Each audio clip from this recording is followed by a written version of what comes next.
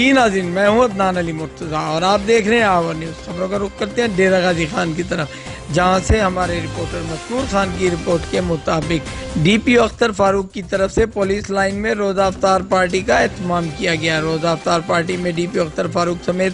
S P investigation Hafeez الرحمان و کانسٹیبلان تک نے بھرپور شرکت کی۔ اس موقع پر ڈی پی او نے کہا کہ اسلام امن و سلامتی کا مرکز ہے اور ڈسٹرکٹ پولیس ڈیرہ غازی خان کی طرف سے ماہ رمضان میں قیام امن کو برقرار رکھنے میں کوئی کسر نہیں چھوڑی گئی، اور اتنی سخت گرمی میں دوران عبادت صبح کی نماز سے نماز تراویح کی ادائیگی تک ڈسٹرکٹ پولیس ڈیرہ غازی خان کی کافی قابل تعریف ہے۔ انہوں نے ہمیشہ عوام الناس کی جان و مال کے تحفظ کو مد نظر رکھتے ہوئے سیکورٹی کے فل پروف انتظامات کیے۔ انہوں نے مزید کہا کہ رمضان المبارک کا مہینہ